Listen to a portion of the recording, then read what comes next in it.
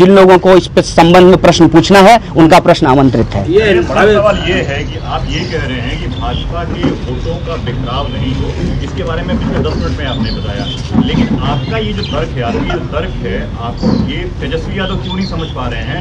और एक चर्चा ये भी है कि तेजस्वी यादव ने आपको घास नहीं डाला है। देखिए, एक बात तुम्हें बता दूं, मैं गधा नहीं हूं कि कोई मुझे घास डालेगा। मैं इंसान हूं और मैं रोटी खाता हूं और मेरी लड़ाई भी रोटी खाने की है। तो मुझे यह बात की कोई परवाह नहीं है कि कहां से घास मिला और कहां से घास नहीं मिला। हम घास और यह जो तरह तरह की चीजें होती है, इस तरह के राजनीतिक टर्मोलॉजी में, उस जुमलेबाजी में हमको नहीं जाना है। मैं आपको स्पष्ट कर देता हूं यहाँ से, हमारी लड़ाई तनवीर जी से है ही नहीं। रही बात जो हम समझ रहे हैं, वो क्यों नहीं समझ रहे हैं, इसको सिंपली आप समझिए कि वह भी एक राजनीतिक दल चलाते हैं, उनकी भी अपनी राजनीतिक प्रतिबद्धता है, उनके अपने राजनीतिक गुनागणित हैं। अब वो क्यों नहीं समझ रहे हैं, ये सवाल तो उनसे पूछना चाहिए। लेकिन मैं ये स्पष्ट कर देता हूँ कि आप बिहार के युवा चेहरे हैं, युवाओं को युवाओं के साथ आना चाहिए, तो उम्मीद है, हमें भी उम्मीद है कि कन्हैया के साथ होना चाहिए। मेरा ये कहना है कि आप जो है इस संघर्ष को सिर्फ और सिर्फ चुनाव से समेट करके क्यों देखना चाहते हैं। मैं आपको मौके गिनाता हूं जहां हम लोग साथ में संघर्ष में रहे हैं।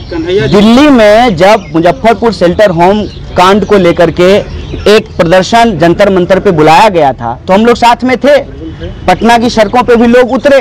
चुनाव के समय में बहुत सारे अप्स एंड डाउन्स होते हैं, उसमें यदि गठबंधन नहीं हो पाया तो उसकी चिंता हम नहीं कर रहे हैं। हम इसलिए नहीं कर रहे हैं क्योंकि हमारा गठबंधन नेता से हो ना हो, जनता से हो चुका है। कन्हैया जी, एक सवाल है, सुनिए कन्हैया जी, तेजस्वी की बात यहाँ नहीं हो रही है। युवा होने आप ये बताइए कि आप बहुत अच्छा बोलते हैं, लक्ष्यदार भाषा है आपकी, बहुत बढ़िया सब की बात रखे हैं, इसमें कोई शक नहीं है। फायर ब्रांड नेता है, भविष्य है अपनी पार्टी के, लेकिन आप जितनी बात कह रहे थे उसमें एक बात का केवल जवाब दीजिए। जी पूछिए। आपने कहा कि बिहार की जनता से हमें प्यार है, हमारी लड़ाई आरजेडी से नहीं है। आप लड़ाई ही लड़ रहे हैं। आप भाषण देंगे, क्या आप कहेंगे कि भाई तनवीर हसन को दे दीजिए? आप नहीं देंगे। सुन लीजिए, आप रियलिटी पर क्यों नहीं बात कर रहे हैं, क्यों जनता को गुमराह कर रहे हैं? आपकी अच्छी भाषा, अच्छा सुनिए, आप मेरी बात, आपकी पार्टी, एक मिनट सवाल सुन लीजिए, आप बहुत बेहतरीन बोल रहे हैं, लेकिन बिहार की जनता के प्यार के नाम पर आप जनता को क्यों गुमराह कर रहे हैं? क्यों आप ये नहीं कह रहे हैं कि हमें जिताइए? आप ये क्यों कह रहे हैं कि भाई मेरी लड़ाई उनसे नहीं है? देखिए, क्या ये रियलिटी नहीं है कि प्रजातंत्र में, लोकतंत्र में चुनाव होता है और चुनाव में हर कोई लड़ता है एक दूसरे से? देखिए, सबसे पहली बात तो ये सुनिए कि आप जो ये बार बार रियलिटी 4-5 बार बोले, तो आपको बेगूसराय का रियलिटी कितना मालूम है? बेगूसराय में कितना ब्लॉक है ये अभी आपको नहीं मालूम होगा। बोले कितना ब्लॉक है बेगूसराय में? नहीं जानते? नहीं जानते? नहीं बता रहे। ये ब्लॉक कितना है और 3 पॉइंट है, कितना मुद्दा है, कितना ब्लॉक है, इससे कोई लेना देना नहीं है। बिल्कुल हमको लेना देना है। देखिए, मेरा जवाब सुन लीजिए।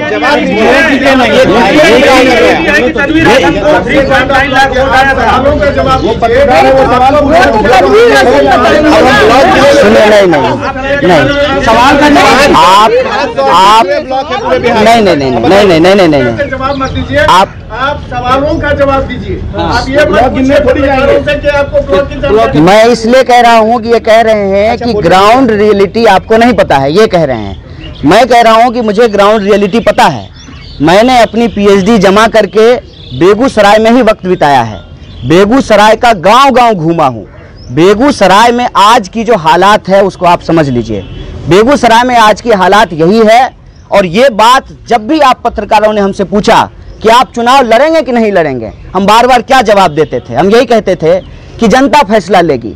और जब हम जनता के बीच थे बेगूसराय में आज के डेट में, और ये बात आप भी कहीं ना कहीं स्वीकार करेंगे, लेकिन अब आप चूंकि न्यूज बनाना चाहते हैं, आपको कुछ लिखना है, उसका डिटेलिंग लिखना है, ये अलग बात है। बेगूसराय में आप किसी से भी पूछ लीजिए, बेगूसराय में गिरिराज सिंह वर्सेस कन्हैया कुमार की लड़ाई है। आप सर्वे करके देख लीजिए। वही बात आपके खेल को खराब करना चाह रहे हैं। नहीं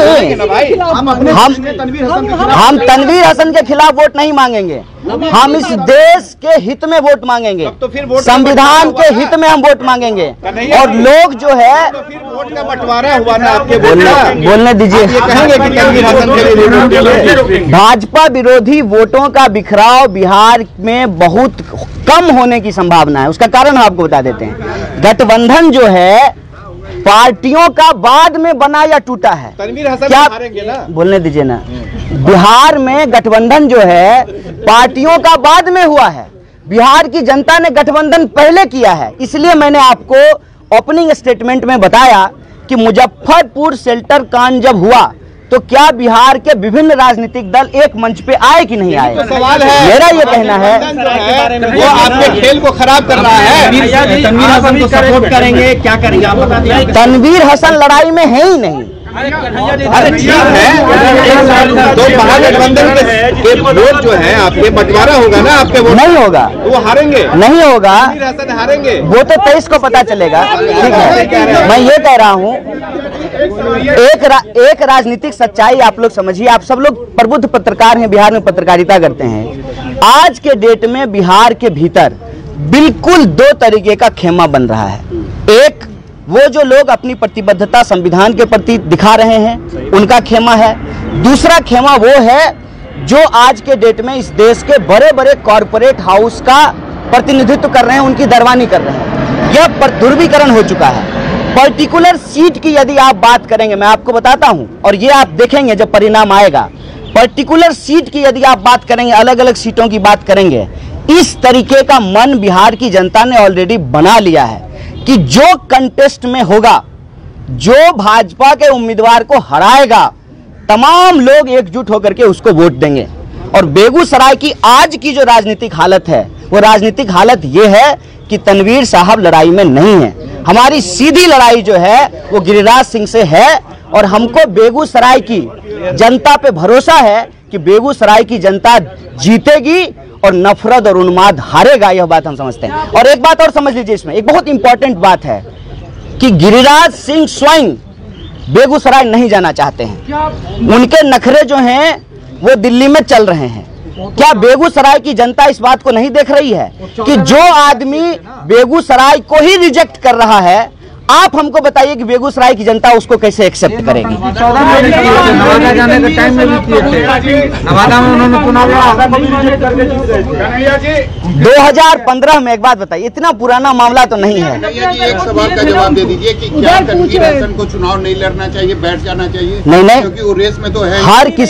हर किसी को चुनाव लड़ने का उनका लोकतांत्रिक अधिकार है। आपको भी अधिकार है। नहीं, सलाह नहीं है। नहीं, आप उस पूरी आप जो है, एक मिनट, आप जो है इस पूरे की पूरी लड़ाई और इस मुहिम को इतना संक्षिप्त करके देख रहे हैं। आप मुझे बताइए, 111 किसान तमिलनाडु के बनारस से मोदी के खिलाफ चुनाव लड़ रहे हैं कि नहीं लड़ रहे हैं? लड़ रहे हैं कि नहीं लड़ रहे हैं? क्या वो 111 जो किसान हैं, जो पिछले 3 साल से दिल्ली की सड़कों पे नंगा घूमे हैं, सड़क पे खाना खाए हैं, क्या नहीं झेला है उन लोगों ने? 111 किसान आज वो मोदी जी के खिलाफ पर्चा क्यों भर रहे हैं? क्योंकि चुनाव के दौरान जब हम पर्चा भरते हैं तो हम अपनी बात भी रखते हैं और यह हमारा लोकतांत्रिक अधिकार है। मैं स्वागत करता हूं तनवीर जी का कि वो लड़ने के लिए आए हैं और कोई दुर्भावना नहीं है उनके प्रति। लेकिन जो राजनीतिक हालत है वहां की, जो वहां पर जिस तरीका का समीकरण बन रहा है, उसकी जो रियलिटी है मैं वो आपसे साझा कर रहा हूं। और ये रियलिटी आपके साथ होता तो ज्यादा अच्छी बात होती। अच्छी बात तो है ही और हम साथ ही हैं, इसको हम कहां बुरी बात मान रहे हैं? जात पात एक जगह होता है। हाँ, क्या बेगूसराय के भूमिहार आपको सपोर्ट करेंगे कि गिरिराज को सपोर्ट करेंगे? देखिए, सबसे पहली बात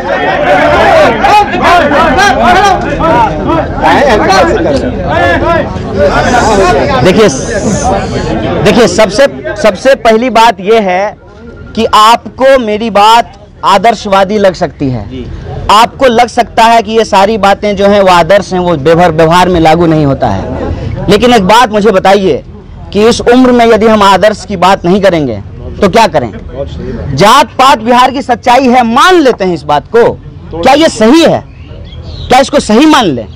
क्या जात पात के खिलाफ नहीं लड़ना चाहिए? लेकिन ये क्या हम सच्चाई है कि आप महागठबंधन में एक जगह दोस्ती कर रहे हैं और दूसरी जगह कर रहे हैं मारेंगे तुमको? कहीं नहीं कह रहे हैं, हमारे दोस्ती है? कहीं नहीं कह रहे हैं भाई। क्या 4 जगह कर रहे हैं? क्या हमने अपने मुंह से एक सवाल का जवाब दे देने चाहिए, फिर आप कहिएगा। क्या हमने अपने मुंह से कभी भी इस देश के किसी भी विपक्षी पार्टी के ऊपर हमला किया हो? एक बात समझिए, हमला करने का काम, स्वीकार करने का काम, अस्वीकार करने का काम लोकतंत्र में जनता का है। जिसको आप विपक्ष कह रहे हैं, आप उसकी हालत पे सोचिए। अगर जनता उसको स्वीकार कर रही हो तो वो सत्ता पक्ष होते। आज वो विपक्ष में इसलिए बैठे हुए हैं क्योंकि जनता ने उनको अस्वीकार कर दिया। इसीलिए खारिज क्यों किया? आखिर भारतीय कम्युनिस्ट पार्टी को, भारतीय कम्युनिस्ट पार्टी, मार्क्सवादी को, सीपीआई में तो सबको खारिज क्यों किया? अपने साथ क्यों नहीं लिया? आपके आदर्श कहाँ चले गए? अगर इसी देखिए, क्या तेजस्वी की आपसे प्रतिद्वंदिता? मैं उनके सवाल यही है, ये भी बड़ा अच्छा सवाल है। क्या तेजस्वी से आपका महागठबंधन का हिस्सा होते? देखिए, सबसे पहली बात तो ये है कि ये जो ये कह रहे हैं कि महागठबंधन ने लेफ्ट को क्यों नहीं अपने साथ लिया, यह सवाल तो एक्चुअली उनसे पूछना पड़ेगा। जहां तक हम समझते हैं, हमको जो लग रहा है वो ये है कि आज के डेट में जो भी राजनीतिक दल हैं, वो राजनीतिक दल जब कोई राजनीतिक समीकरण बनाते हैं तो वो वोटों का हिसाब किताब लगाते हैं। वोटों के हिसाब किताब में एक्चुअली अगर पिछले दो चुनाव को आप देखेंगे, 2014 का लोकसभा का चुनाव और 2014 का विधानसभा का चुनाव, यह चुनाव जो है 2015 का विधानसभा का चुनाव, यह चुनाव बिल्कुल पोलराइज्ड तरीके से हुआ। और पोलराइज्ड तरीके से होने की वजह से लोगों के जो विभिन्न पार्टियों के अपने वोट थे, वो वोट भी दूसरे दल को हराने के लिए शिफ्ट किया। एक वोट बैंक दूसरे वोट बैंक में शिफ्ट किया। तो कई बार बोलने दीजिए। इसका मतलब ये है कि हो सकता है कि उनको ये लग रहा हो कि लेफ्ट पार्टी के पास जितना वोट शेयर है, उस वोट शेयर को यदि हम कैलकुलेट करें, वो सोच रहे हैं, वो शायद, ये मुझे मालूम नहीं है, इसलिए मैंने कहा कि ये सवाल आप उनसे पूछिए।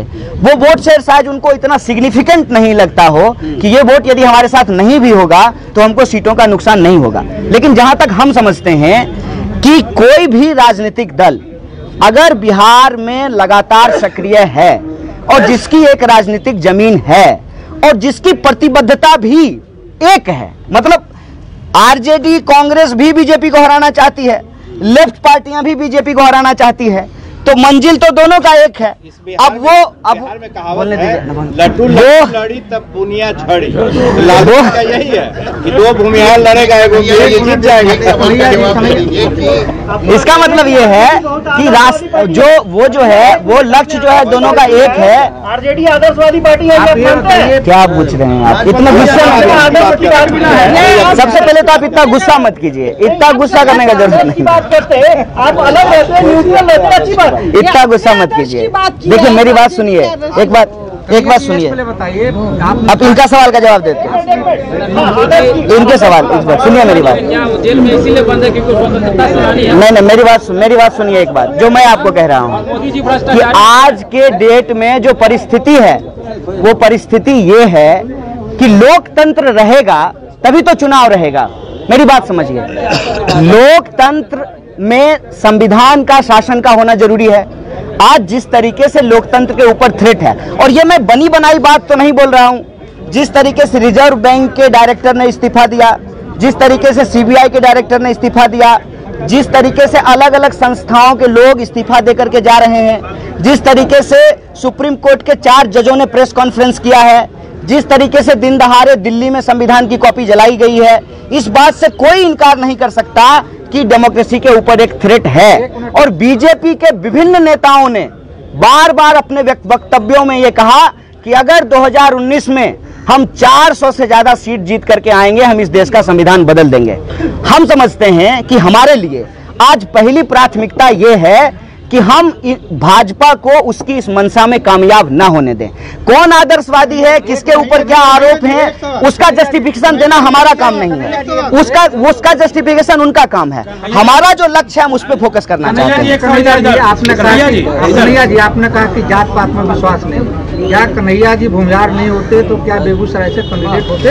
ये बात आप इनसे पूछिए। भूमिहार नहीं होते तो कम्युनिस्ट पार्टी का कैंडिडेट होते? नहीं, बिल्कुल। आप जो है, मैं सुनिए, मैं जो है, मैं आपकी पीढ़ी की, सुनिए मेरी बात सुनिए, कन्हैया कटिहार से कैंडिडेट, सुनिए मेरी बात, कन्हैया पूर्णिया से कैंडिडेट, सुनिए मेरी बात। मैं आपकी बेगूसराय से कैंडिडेट क्यों बोले हम कम्युनिस्ट पार्टी का जनाधार होगा वहीं ना। मैं जवाब देता हूँ। सबसे पहली बात तो ये है कि आपकी पीढ़ी की बीमारी ना मैं स्वीकार करता हूँ, ना मैं आने वाली पीढ़ी को देना चाहता हूँ। जात पात के आधार पे राजनीति नहीं करेंगे, ये हमारी प्रतिबद्धता है। सारी पार्टियां वही कर रही करने दीजिए। सारे देश के लोगों ने अंग्रेजों की गुलामी स्वीकार कर ली थी। भगत सिंह ने फांसी पर चढ़ना कबूल किया था, नहीं करेंगे स्वीकार, और ये हमारा कमिटमेंट है। और आप ये सवाल पूछिएगा जब अगली बार आइएगा तो। रही बात बेगूसराय की, इस बात को नोट कीजिएगा, ये बहुत इंपॉर्टेंट बात है कि बेगूसराय की अगर आप बात कर रहे हैं, बेगूसराय में हम पैदा हुए हैं, बेगूसराय में हम पले बढ़े हैं। जब पूरा देश हमको देशद्रोही कह रहा था, बेगूसराय के लोग जाकर के, आज सुबह भी मेरी माँ चूल्हा पे खाना बना रही थी, उसके हाथ का रोटी खा करके आए हैं, मेरी माँ का आंसू बेगूसराय के लोगों ने पोंछा था। आज जब हमको आप लोगों ने प्रसिद्धि दे दी, तब मैं बेगूसराय को छोड़ करके कहीं और चला जाऊं? गाली खाए बेगूसराय का लोग और राजनीतिक जमीन हम तलाशने जाएं बनारस में, ये नहीं करना है। भारत में रहेंगे हम, पूरा भारत देश हमारा है, लेकिन बेगूसराय में हम पैदा लिए हैं, उस मिट्टी का कर्ज है, जितना चुका सकते हैं निभाएंगे। चुनाव का जो भी परिणाम हो, हम बेगूसराय में ही रहे हैं और बेगूसराय में ही रहेंगे। पीएचडी करके आए हैं, वहीं पे लोगों की सेवा करेंगे, ये हमारा कमिटमेंट है। और चुनाव तो इस देश में होते रहना चाहिए, बहस होती रहनी चाहिए, लेकिन चुनाव सही मुद्दों पे हो, हमारी लड़ाई इस बात की है।